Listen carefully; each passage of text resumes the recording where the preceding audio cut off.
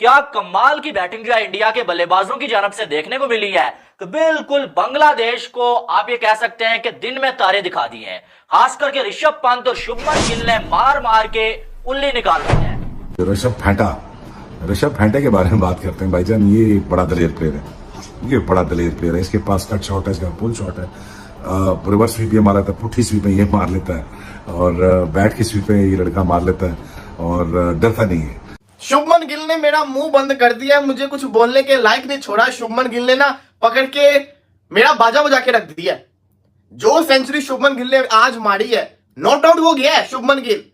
शुभमन गिल ने जिसको कहते हैं ना बताया है कि बड़े आए मुझे बोलने वाले, बड़ा बोलने वाले, प्रिंस ऑफ अहमदाबाद, मैं हर जगह पे 100 कर सकता होता हूं।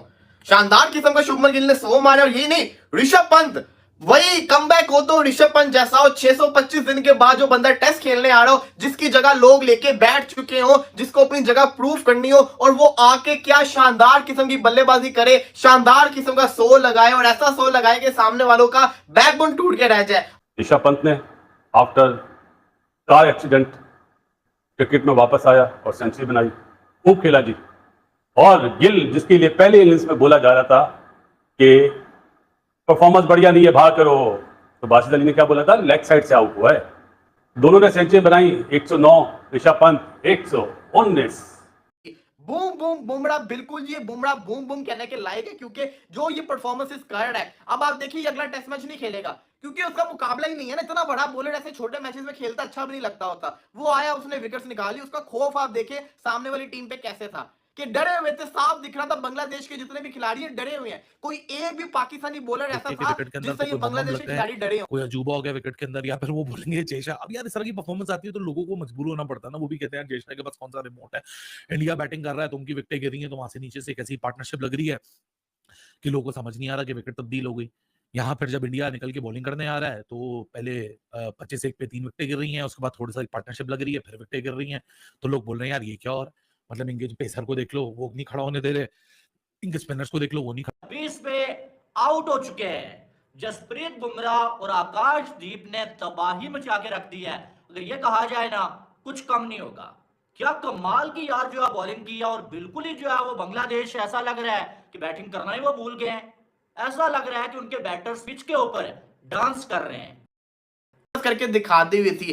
बूम बूम बुमराह, बिल्कुल ये बुमराह बूम बूम कहने के लायक है, क्योंकि जो ये परफॉर्मेंसेस कर रहा है। अब आप देखिए अगला टेस्ट मैच नहीं खेलेगा, क्योंकि उसका मुकाबला ही नहीं है ना। इतना बड़ा बॉलर ऐसे छोटे मैचेस में खेलता अच्छा भी नहीं लगता होता।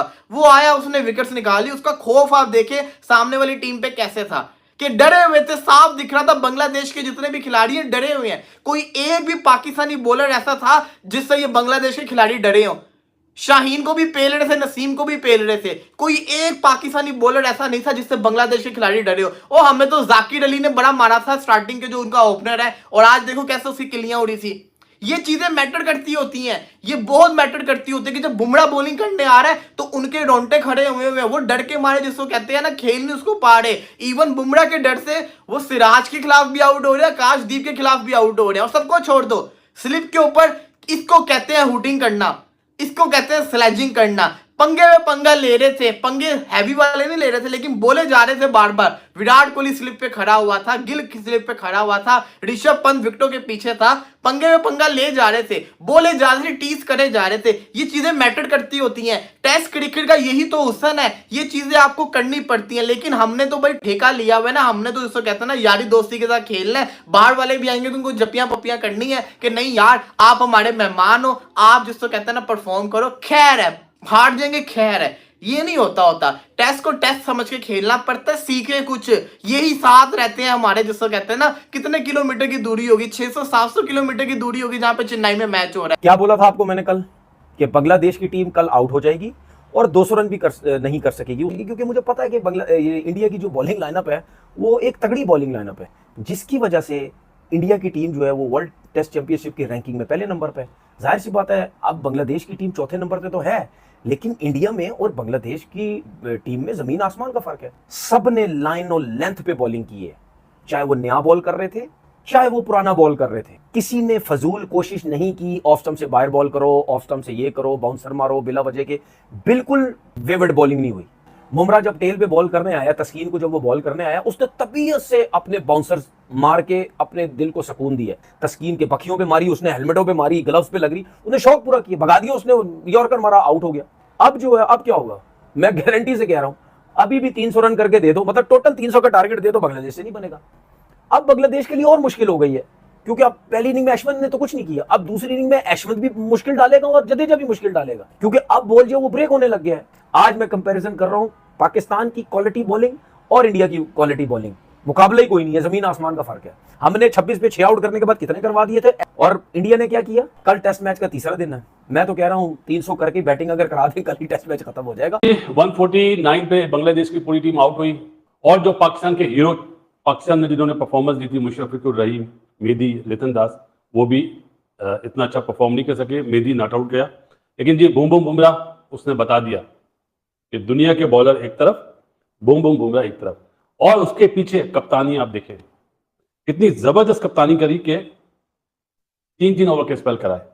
ये बात मैं कहता था कि ये मिस्टेक करी थी पाकिस्तान के कप्तान ने। यहाँ पे गर्मी उधर भी है, 42 डिग्री है, फील्स लाइक, यहाँ पे भी इतनी थी, लेकिन हर चीज का बोलते ना, टेस्ट मैच में हर चीज का टेस्ट होता है। वो टेस्ट अनफॉर्चुनेटली हम लोग फेल हुए। बांग्लादेश ने हमें आउट क्लास करा था, और बिल्कुल अपोजिट जब वो वर्ल्ड बेस्ट टीम के अगेंस्ट खेले, तो वर्ल्ड बेस्ट टीम ने 6 आउट होने के बाद 376 करे। उसके बाद उनके बॉलर्स ने कितनी जबरदस्त बॉलिंग करी। आप ये देखिए, बुमराह का भी पंजा लग सकता था ना, रोहित ने सिराज को बॉल दिया, सिराज ने उसी में अपनी दूसरी विकेट ली। टीम की जरूरत क्या है वो देखते हैं, इंडिविजुअल्स नहीं देखे जाते। मुल्क फर्स्ट, रोहित ने बताया कंट्री फर्स्ट। आकाश ने जो 2 डंडे उड़ाए ना, आहा, ऐसा लगता है वो स्किटी बॉलर है ना, देख के ये मजा आ रहा था कि पता चल रहा था कि क्रिकेट इंडिया अच्छी खेल रहा है। मुझे ऐसा फील हो रहा था जिस तरह 6 आउट हुए थे, शायद बॉलर भी उस फॉर्म में ना हो, लेकिन जी जो बुमराह ने पहले ओवर में ओवर द विकेट बॉल करके एंगल बनाया, और फिर जैसे राउंड द विकेट आया, पहली बॉल में डंडा। तो ये बोलते हैं कि form is temporary, class is permanent, यही होता है ना। तो मेरे ख्याल है वेकअप कॉल तो दे दिया इंडिया ने। क्यों? अपनी परफॉर्मेंस से जवाब देते हैं, अपनी जबान से जवाब नहीं देते।